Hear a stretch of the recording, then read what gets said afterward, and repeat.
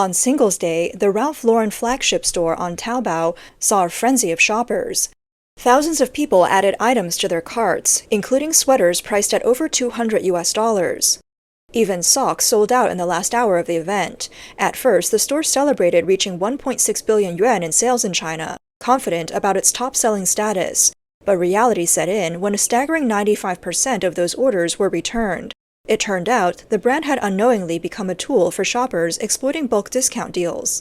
Online, people joked, Ralph Lauren thought it was booming, but it was actually falling apart. The 95% return rate was far beyond the usual 70 to 80% seen in live streaming apparel sales. The chaos stemmed from Taobao's VIP 88 discount campaign.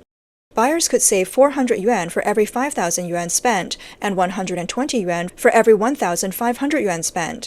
But the discounts excluded electronics like phones and air conditioners. Shoppers used to spending just a few hundred yuan suddenly had to figure out how to buy thousands worth of items to maximize the discount. Enter social media influencers and live streamers, who became self-proclaimed bargain hunting coaches. Ralph Lauren was the perfect target because of its wide range of high-priced items. For orders that needed to reach 7,000 yuan to unlock a 560 yuan discount, Ralph Lauren items were enough to qualify and could be easily returned afterward. Ironically, some sellers joined the coaching movement. They openly advised buyers, want to save more at our store?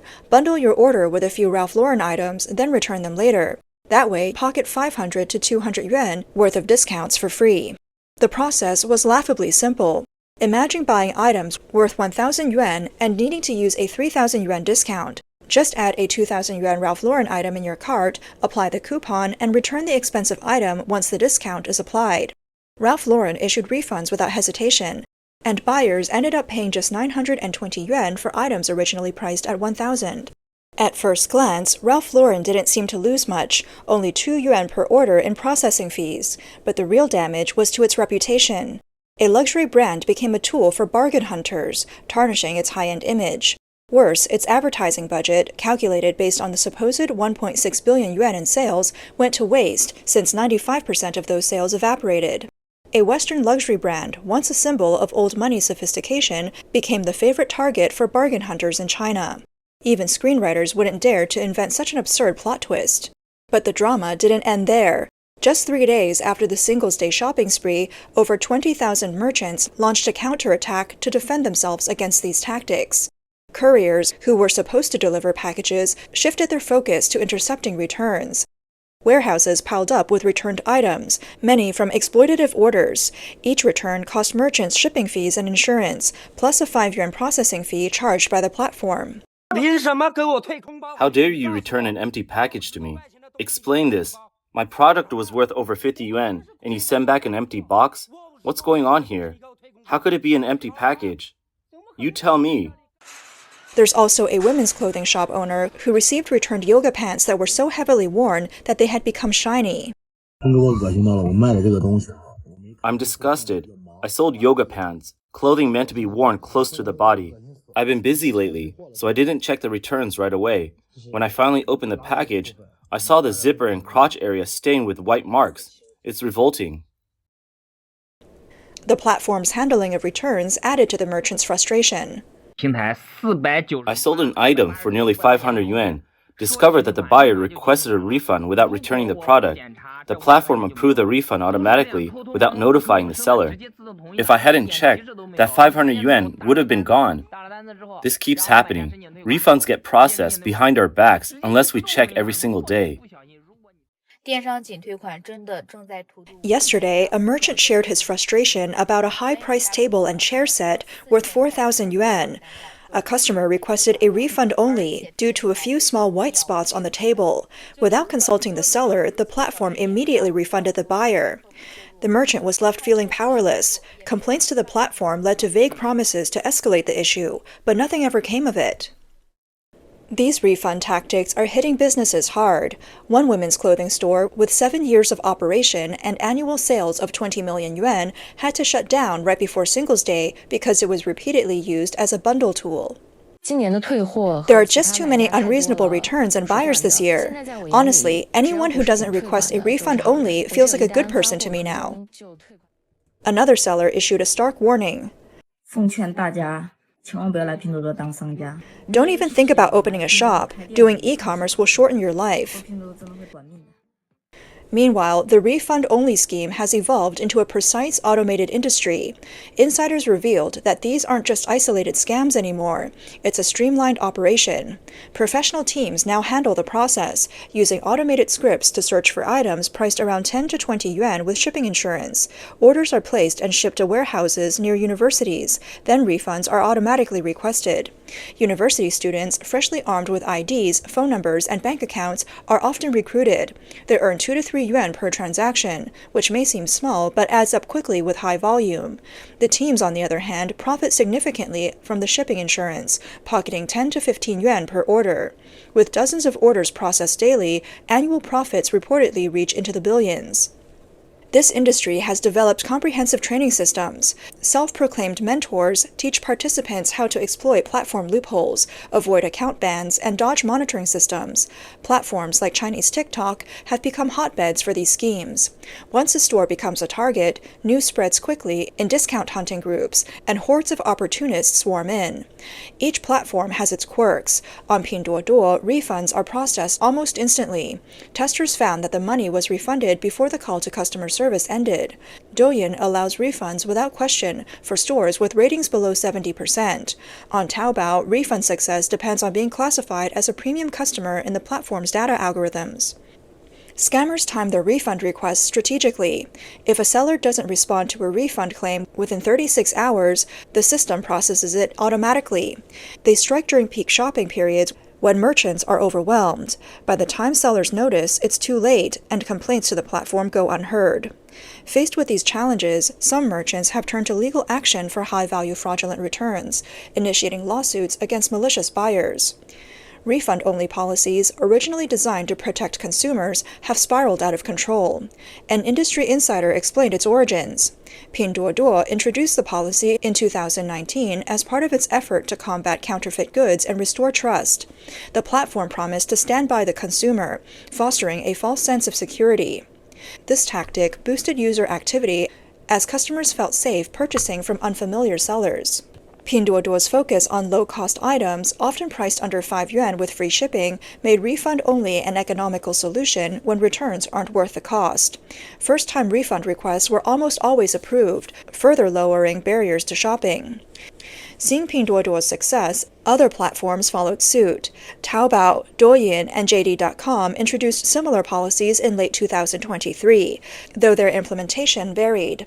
Taobao claimed its data algorithms could differentiate legitimate refunds from fraud, but offered little transparency.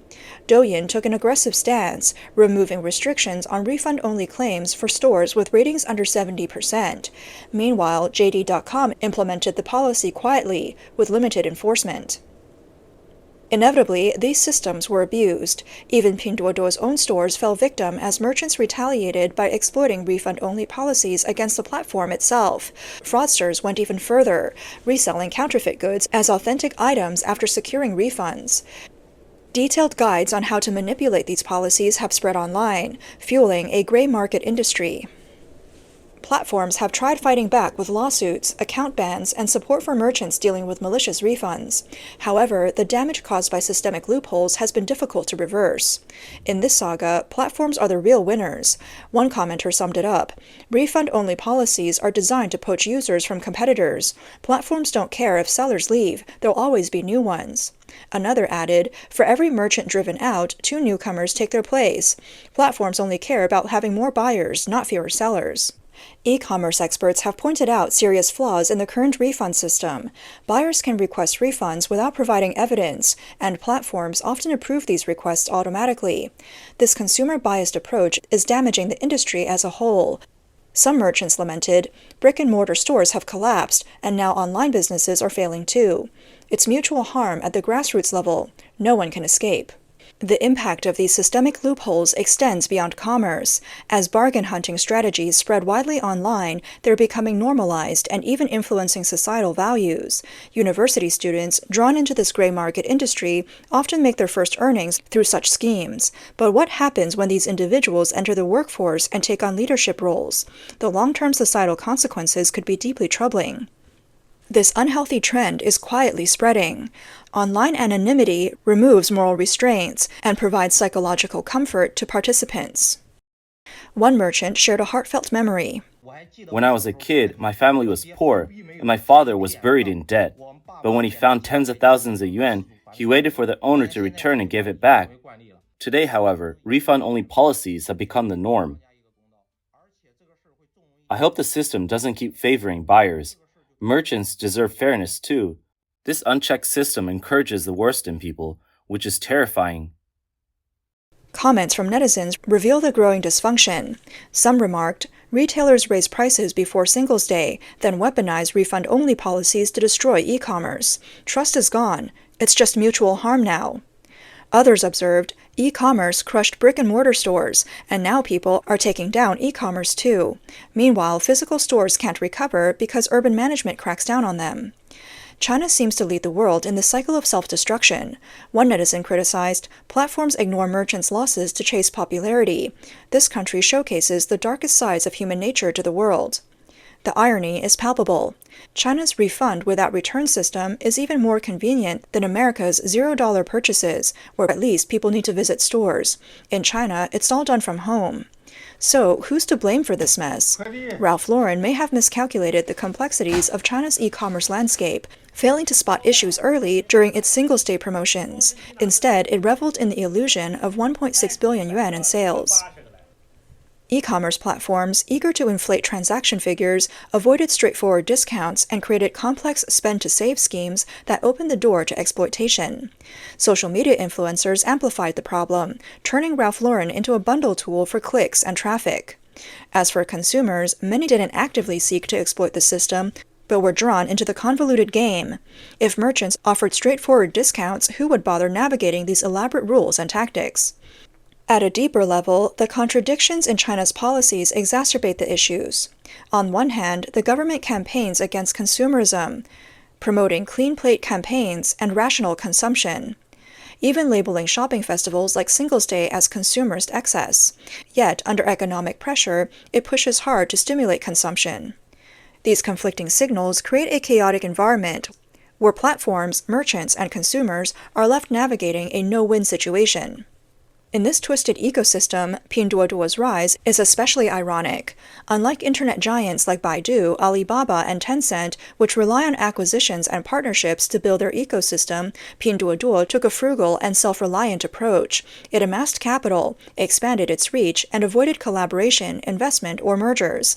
This extreme survival instinct turned it into a disruptive force in e-commerce. Pinduoduo's introduction of the refund-only policy further eroded trust between merchants and consumers, accelerating the decline of the e-commerce ecosystem.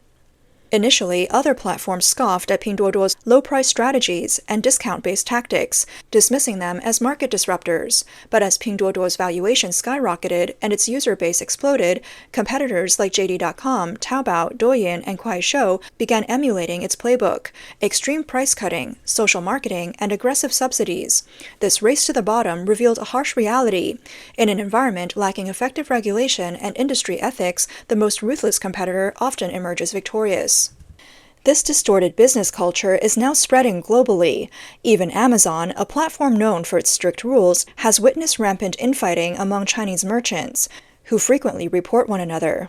The situation has become so dire that during a Chinese merchant recruitment event, Amazon executives pleaded, "Please, stop reporting each other. This platform was once a fair and clean marketplace, but you've turned it into a battlefield." One net has summarized the root of the problem. People being cheap plays a role, but the real issue lies with the platforms. They open the door for exploitation, just like when seniors who fall sue those who try to help them. The blame lies with the system for creating a precedent that encourages abuse. This comment highlights a deeper crisis in China. Systemic indulgence has eroded trust and morality.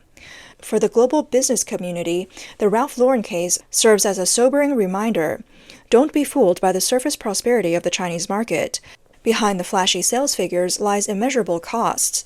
In a landscape lacking effective regulation and ethical boundaries, even the most innovative business models can mutate into systemic fraud. Honesty and integrity become liabilities, while opportunism thrives. What began as a refund-only drama has evolved into a cautionary tale of systemic collapse. When institutional designs are fundamentally flawed, regulators turn a blind eye, and market participants are forced into mutual harm. The systemic breakdown is rapidly undermining the foundations of the Chinese market and spreading through global supply chains. If left unchecked, this race to the bottom could lead to a global crisis in commercial ethics and civilization.